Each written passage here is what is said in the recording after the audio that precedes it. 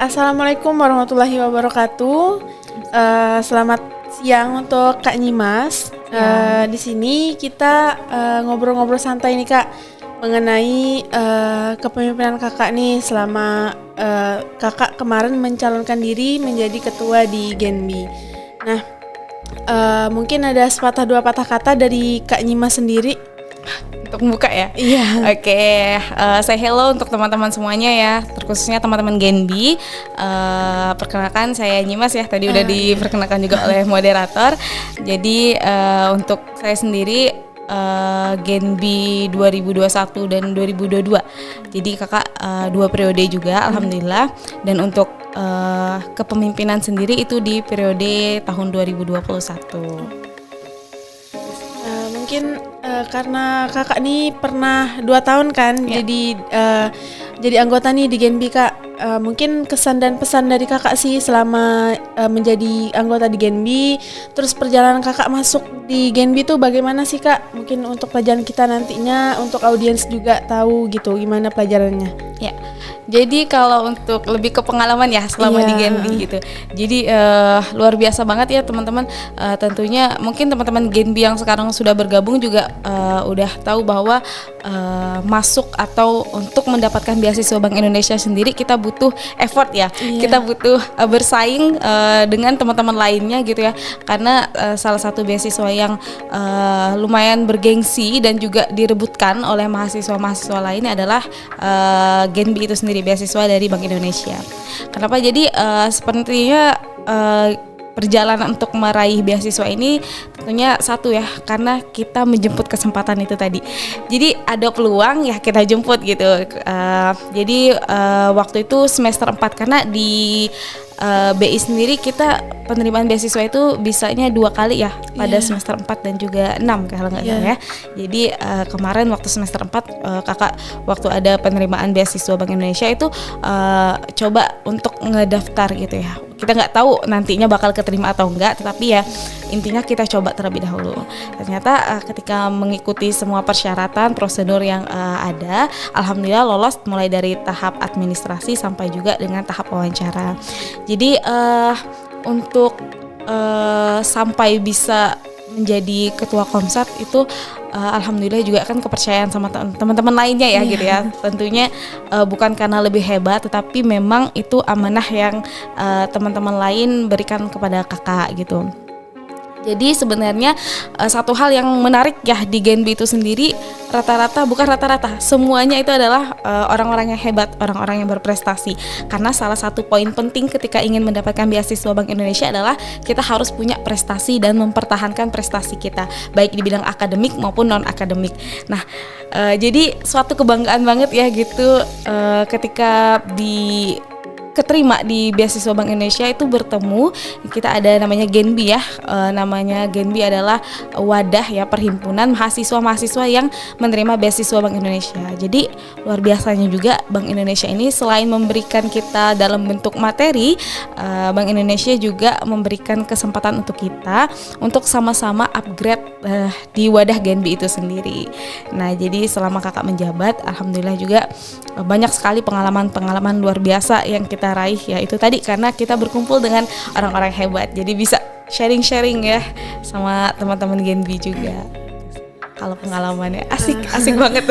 Tapi perjuangannya luar biasa. Ya itu tadi karena harus tentunya kita bersaing ya sama teman-teman lainnya ya, untuk kita entah itu keberuntungan juga tentunya, selain mengandalkan hal-hal lainnya kita juga harus yang pertama adalah mengutamakan prestasi kita tadi ya, karena ya merupakan sebuah balas budi lah ibaratnya. Karena kita ketika sudah menerima beasiswa itu kan bukan mentok-mentok kita cuma menerima uangnya aja, tetapi kita memanfaatkan gitu bentuk materi yang diberikan oleh Bank Indonesia itu kita manfaatkan, dengan salah satunya adalah kita aktif ya, dan juga berprestasi itu sih. Terus kakak ini kan lama nih di Genbi. Nah, pasti ada hal yang menarik gitu di Genbi. Apa sih Kak hal menarik selama kakak di Genbi? kalau ditanya hal menarik ya sebenarnya Cio itu banyak banget ya. Bahkan kakak tuh sangat antusias dan gimana ya, excited ketika mengikuti kegiatan-kegiatan dari Bank Indonesia atau lagi kita bersama teman-teman di Genbi gitu ya. Melalui Genbi sendiri ya sebagai wadah perhimpunan mahasiswa yang menerima beasiswa Bank Indonesia, kakak punya jembatan lebih dekat bertemu dengan orang-orang hebat.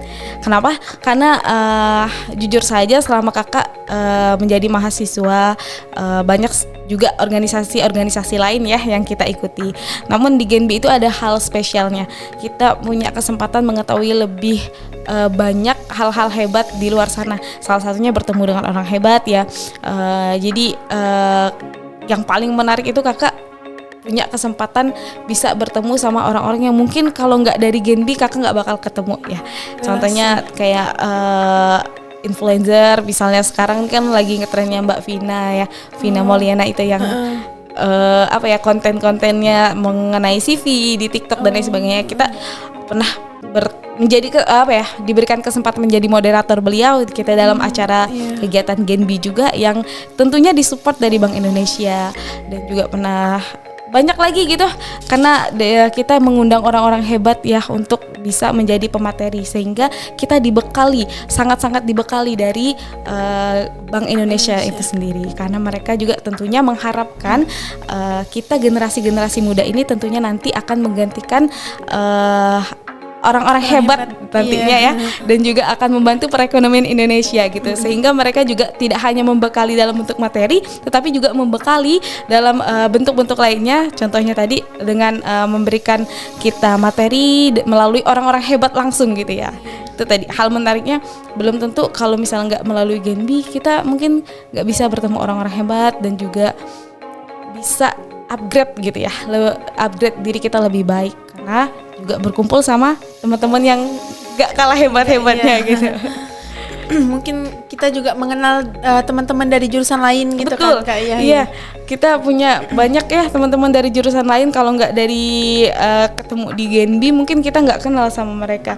Dan juga rata-rata teman-teman yang di Genbi itu punya jabatan-jabatan penting juga di organisasi internal gitu ya. Jadi kita punya link-link yang luar biasa juga, ketemu di sini, ketemu di situ ya.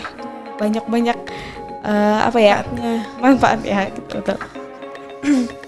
Berarti kemarin kakak itu selama jadi anggota Genbi itu banyak hal positifnya Kak ya. Betul, banyak enak banget sekali berarti.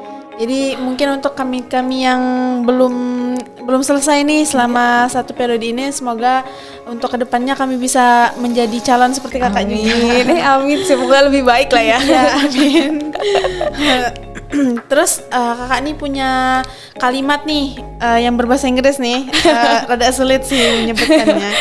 Kalimatnya menyebutkan student who is motivated to make a good impact on people and environment around me. Nah, kalimat ini sangat menarik sih. Apa sih pembelajaran kakak dari kalimat ini sampai kakak tuh menyebutkan kalimat ini tuh sebagai motivasi kakak gitu? Mungkin berbagi untuk kami juga biar kami punya kata motivasi. Sebenarnya itu cuman sekedar kayak moto hidup aja gitu ya. Jadi kakak itu pengen sekali itu bisa memberikan motivasi atau memberikan energi positif, terutama untuk lingkungan sekitar kakak.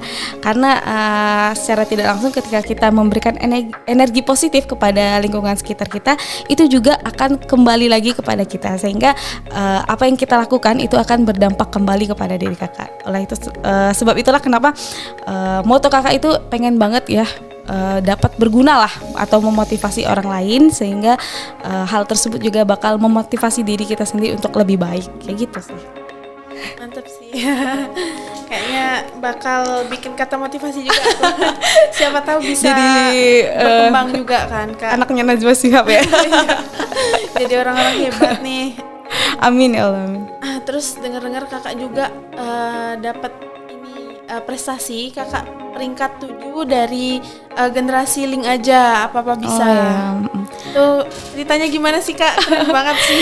Sebenarnya itu salah satu ya yang cukup membanggakan ya, karena peringkat 7 nasional generasi apa-apa bisa itu kenapa ya kakak antusias juga dalam mengikuti kegiatan tersebut? Karena salah satunya karena kakak juga sebagai Genbi sebagai perpanjangan tangan dari Bank Indonesia, kakak juga membantu ya salah satunya dengan mengikuti kegiatan-kegiatan yang juga berkesinambungan dengan tujuan dari Bank Indonesia sendiri.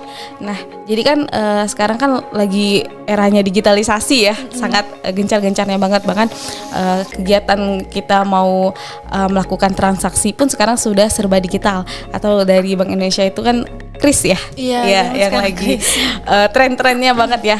Nah, jadi kegiatan itu salah satunya adalah karena bentuk digitalisasi, kakak juga ingin gimana ya? Itu kan kegiatannya kita menyebarluaskan nih supaya orang-orang itu bisa atau menggunakan pembayaran secara digitalisasi atau transaksi secara digitalisasi. Jadi harapan kakak dengan mengikuti kegiatan tersebut juga dapat membantu dari tujuan Bank Indonesia sendiri ya, supaya saat ini kan kita memanfaatkan digitalisasi dengan baik dengan scan menggunakan kris kan, karena mungkin masih banyak di luar sana orang-orang yang tidak terlalu paham dan tidak mau menggunakan kris itu sendiri, karena kan lumayan simpel ya kita dengan aplikasi apapun, dengan mau pakai bank apapun, media apapun, kita cukup scan satu barcode itu bisa menggunakan aplikasi apapun kayak gitu. Jadi ya karena berkesinambungan dengan dari Bank Indonesia itu sendiri. Kakak nih pakai kris berarti ya? Oh, pakai. Jadi teman-teman jangan lupa pakai kris ya. Buat teman-teman nih pasti banyak banget yang belum tahu untuk penggunaan kris. Mungkin kakak bisa nih bagi pengalaman kakak menggunakan kris biar teman-teman yang lain juga tahu manfaatnya yang lebih dalam lagi gitu kak. Ya, sebenarnya sekarang kan setiap toko-toko itu sekarang semuanya sudah mungkin teman-teman bisa lihat ya, udah ada barcode. Gimana ya, mungkin nanti di editing bisa ditimbulkan ya gimana contoh krisnya gitu. Jadi teman-teman jangan ragu untuk gunakan itu, karena yang pertama adalah kita simple. Kita mungkin bisa aja ketinggalan dompet, tapi jarang kita ketinggalan HP, karena HP itu sekarang kayak sangat berguna ya, apa-apapun ada di dalam HP gitu. Jadi simpelnya teman-teman bisa mempermudah ketika teman-teman mau transaksi apapun itu, teman-teman juga nggak perlu ribet harus menyediakan. Kalau dulu kan kita harus misalnya punya kartu ini, karena setiap itunya berbeda-beda ya. Misalnya kamu pakai bank ini, berarti harus pakai kartu ini. Ya, harus menyiapkan banyak banget kartu ya. Tapi kalau sekarang udah era digital, udah sangat canggih gitu, kita cukup scan kris, mau pakai aplikasi apapun pembayarannya bisa gitu. Terus juga kita nggak perlu takut kelebihan uangnya atau lain sebagainya, kita bisa sesuaikan nominal yang ingin kita bayar kayak itu. Lebih tepatnya adalah manfaatnya itu sangat praktis gitu ya. Ya itu sih. Enak sih. Jadi buat teman-teman jangan lupa pakai kris biar ada juga keuntungannya banyak yang lainnya kak ya. Betul. Terus kakak nih kita kan ada di posisi sekarang tuh namanya Gen Z nih kak, Gen Z mungkin gen terakhir nih. Nah menurut kakak nih kalau misalnya disebut-sebut Gen Z itu ada yang nyebutin generasi manja, kritis, kesehatan mental dan ambisius. Nah menurut kakak tuh untuk generasi Z ini gimana sih pandangan kakak tuh? Ya kalau kita nggak bisa juga mengklaim ya bahwa seluruhnya, mungkin memang secara rata-rata dilihatnya seperti itu ya.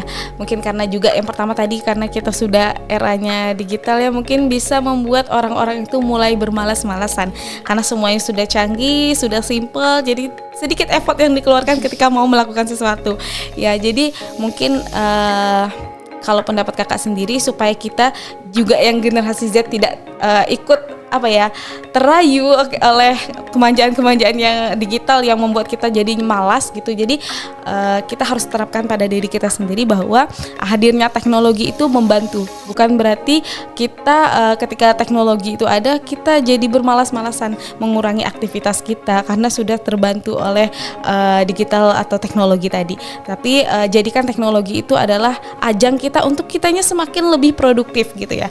Ketika kita mengenal hal baru, melakukan hal baru, kita juga harus ketika ada teknologi baru berarti kitanya juga harus lebih baru, lebih modern, kitanya juga harus lebih baik dan lebih canggih gitu ya. Jangan sampai hadirnya teknologi itu membuat kita rugi, karena dengan hadirnya teknologi kita malah jadi bermalas-malasan kayak gitu ya, mengurangi aktivitas kita, itu malah berdampak buruk pada diri kita sendiri. Jadi lawan rasa malas itu ya kepada kita ya. Kakak juga mengingatkan diri sendiri ya supaya tidak terlalu terlena dengan teknologi yang ada saat ini sehingga membuat kita jadi malas kayak gitu. Karena karena kakak bilang generasi Z kan berhubungan dengan digital nih. Nah, digitalnya kan bikin kita malas tadi kakak bilang. Nah, mungkin ada nggak sih tips and trick gitu biar kita generasi Z itu tidak bermalas-malasan walaupun berhubungan dengan digital gitu kak? Kalau untuk kita sendiri ya khususnya misalnya teman-teman mahasiswa gitu ya, manfaatkan kegiatan yang memang melibatkan diri kita secara langsung. Salah satunya ya ini teman-teman di Genbi, aktif-aktiflah ikut kegiatan organisasi sehingga hal-hal tersebut mengurangi kegiatan kita, contohnya kita scroll TikTok berkepanjangan kayak gitu ya. Jadi kita lihat dunia luar, karena mengerikan juga saat ini, tidak kita menutup kemungkinan bahwa hadirnya teknologi itu membantu kita tetapi juga bisa menghancurkan kita teman-teman. Kita jadi kurang berinteraksi atau kurang bersosialisasi dengan orang-orang sekitar kita. Jadi saran kakak itu yang pertama kita harus tetap aktif ya, salah satunya itu lakukanlah kegiatan sosial yang paling banyak dengan teman-teman, ikut organisasi, ikut kegiatan-kegiatan yang memang membangun atau membantu masyarakat, sehingga itu menjadi menjadi dorongan kepada diri kita untuk mengurangi rasa malas karena kita sudah terlalu sibuk untuk mengikuti kegiatan, sehingga karena teman-teman bersosialisasi itu sesungguhnya adalah hal yang sangat membantu kita ketika kita nanti sudah berada atau sudah dalam kehidupan sehari-hari sudah menjadi masyarakat seperti biasanya gitu. Terus kita kan sebagai generasi Z nih kak, jadi gimana sih kita menyikapi untuk fenomena digital ini, karena kan banyak yang kita ketahui itu dampak-dampak dari dampak digitalnya tadi berbahaya gitu kak. Gimana sih kita menyikapinya selain tidak bermalas-malasan tadi? Sebenarnya bahaya atau tidaknya itu pada diri kita sendiri yang menentukan ya. Tentunya hadirnya sesuatu itu pasti ada manfaat dan juga ada plus minusnya lah gitulah. Jadi untuk menyikapi hal itu, marilah kita sebagai generasi Z yang sudah lebih maju lah ya ibaratnya daripada generasi-generasi sebelumnya, kita juga ternyata harus menyeimbangi diri kita. Jangan hanya teknologi saja yang maju, tetapi kita juga pemikirannya harus lebih maju daripada teknologi tersebut. Karena tentunya teknologi menciptakan manusia, maka kita juga tidak boleh kalah dengan apa yang telah kita ciptakan. Sehingga baik buruknya itu kita yang menentukan. Jadi ya diri masing-masing ya siapkanlah mental itu tadi ya, salah satunya dengan ikut kegiatan sehingga kita bisa menerima teknologi itu sebagai bentuk kebaikan bukan keburukan. Terus menurut kakak, karena kita masih ngebahas generasi Z nih kak, menurut kakak nih apa sih yang mempengaruhi kita di generasi Z nih selain digital? Pengaruh apanya nih? Kayak mungkin kehidupan sehari-hari, terus sosialisasi kegiatan sosialnya gitu. Apa sih yang mempengaruhi generasi Z tadi, timbulnya rasa manja, krisis, kesehatan mental dan ambisius tadi? Ya, sebenarnya ujung-ujungnya sama sih jawabannya kak ya, karena kita terlalu terlena terhadap teknologi tadi sehingga menyebabkan kita penuh rasa malas gitu ya. Ya banyak-banyak ikut kegiatan lah biar kita lupa dengan rasa malas tadi ya. Walaupun kesannya terpaksa, tetapi itu baik untuk kedepannya. Jadi berarti keputusan kakak nih kalau kita menggunakan transaksi digital ini termasuk hal negatif atau positif kak? Tentunya positif. Kalau kakak secara pribadi itu sangat positif ya. Tadi yang kata kakak lebih simpel karena ketika kita lagi di situasi apapun kita tidak ada lagi alasan aduh ini ketinggalan, aduh ini enggak. sekarang udah serba canggih, dari handphone kita bisa lakukan transaksi apapun, dan juga tentunya lebih real, nyata, ada bukti transaksinya seperti itu. Menghindari ini adanya kayak penipuan dan lain sebagainya juga ya. Terus karena kita di generasi Z ini sepertinya banyak hal-hal yang sulit dilakuin nih Kak, kayak misalnya cari pekerjaan gitu. Nah, memang kita generasi Z ini digital tuh kayak cari pekerjaan tuh mudah di secara online, tapi tidak mudah untuk mendapatkannya. Jadi mungkin tips dari Kakak nih sebagai generasi Z, ada nggak sih untuk teman-teman yang cari kerja atau nggak lagi cari ilmu-ilmu yang bermanfaat gitu di online agar tidak tertipu dengan kejahatan online gitu? Kalau tips dan trik dari Kakak sendiri untuk mendapatkan pekerjaan ya, Kakak juga gak bisa untuk memberikan tips karena Kakak sendiri pun belum belum menjadi orang yang berhasil lah gitu intinya ya. Karena kita semua lagi di tahap berproses gitu. Tapi setidaknya adalah ketika kita ingin mendapatkan suatu pekerjaan yang baik, yang layak, yang kita inginkan, tentunya kita juga harus bisa meyakinkan kepada orang-orang tersebut seberapa sih maksudnya kapasitas diri kita. Jadi tentunya sebelum kita menginginkan sesuatu yang kita inginkan, maka kita perlu memperbaiki atau introspeksi diri kita sendiri, sehingga nanti tidak lagi ada alasan orang tidak menerima kita ketika memang kapasitas kita itu baik untuk diterima. Jadi saran Kakak lebih banyak perbaiki diri ya, dengan cara banyaklah ikutan kegiatan-kegiatan yang sehingga itu dapat memberikan pengalaman, dan teman-teman nanti di dunia kerja tentunya teman-teman itu yang dibutuhkan ada skill teman-teman itu sendiri. Jadi kalau skill teman-teman udah tidak diragukan lagi, tentunya pasti orang-orang juga senang bekerja sama dengan kita. Terus sekarang Kakak udah selesai nih di bagian skripsi. Alhamdulillah. Baru selesai ya? Cepet banget sih kalau pas deh 4 tahun deh. Pas ya. Nggak cepet banget sih, pas-pasan aja. Mungkin bagi kami yang masih di bawah nih Kak, apalagi lagi meniti potensi di organisasi, mungkin dari Kakaknya ada pesan untuk kami gitu agar cepat lulus kayak Kakak mungkin. Ya, kalau pesan dari Kakak boleh silakan, malah Kakak mengharuskan ya kayak teman-teman silakan deh gitu puas-puasin ikut kegiatannya, puas-puasin cari pengalamannya gitu, karena nantinya hal ini bakal jadi cerita dan juga jadi nilai plus buat teman-teman. Kita pasti ada perbedaan orang-orang yang memang aktif di organisasi dan juga yang tidak di organisasi. Ketika kita di lapangan itu kelihatan perbedaannya ya, karena kita sudah lebih biasa menghadapi problem gitu ya. Kita sudah biasa menghadapi problem, karena nantinya di kerjaan pun kita akan melakukan hal tersebut gitu ya, mencari solusi dan lain sebagainya. Tapi satu, ketika teman-teman sudah memutuskan untuk kegiatan mengikuti organisasi, jangan sampai teman-teman lupa bahwa tujuan utama teman-teman kuliah adalah untuk menyelesaikannya. Jadi ketika teman-teman sudah masuk, jangan sampai teman-teman tidak keluar. Jadi keluarlah tepat waktu, tidak harus terburu-buru, tetapi jangan sampai menyia-nyiakan waktu teman-teman hanya untuk berleha-leha gitu. Organisasi boleh, tapi kuliah nomor 1 dan tetap lancar. Jadi mematahkan statement orang ya, kalau anak organisasi itu lama nih pasti ini. Iya. Jangan sampai gitu. Kalau bisa jalan keduanya, kenapa tidak kayak gitu. Banyak yang takut nih Kak, karena organisasi itu orang bilang nggak guna gitu, masuk organisasi nggak ada untung.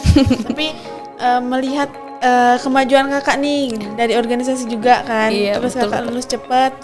Nah mungkin berkaca dari Kakak juga bisalah kami tiru untuk kemajuan kami nanti. Yang baiknya ditiru ya, negatifnya dibuang. Mungkin pertanyaannya udah habis nih Kak. Alhamdulillah. Mungkin ada sedikit closing statement dari Kakak nih untuk teman-teman di rumah, kesan atau pesannya dari Kakak gitu. Kalau closing statement ya, jadi sebelumnya Kakak juga ngucapin terima kasih ya, khususnya teman-teman Genbi Kom1 UBB yang sudah menyelenggarakan kegiatan podcast ini dan juga mengundang Kakak, suatu kehormatan dan juga kebanggaan. Semoga kegiatan ini juga bisa bermanfaat ya buat orang lain yang menonton, juga khususnya buat teman-teman Genbi. Jadi pesan dari Kakak juga untuk teman-teman Genbi khususnya, teruslah mencoba ya, karena usaha yang baik adalah menjemput kesempatan gitu, karena kesempatan itu harus dijemput ya. Gitu aja sih. Oke, mungkin karena pertanyaan kita sudah habis, Saya juga mengucapkan terima kasih banyak kepada Kak Nyimas yang telah hadir di podcast kita pada siang hari ini. Mungkin sekian dari kita. Saya akhiri, saya Ciona Saputri. Saya akhiri, wassalamualaikum warahmatullahi wabarakatuh dan selamat siang.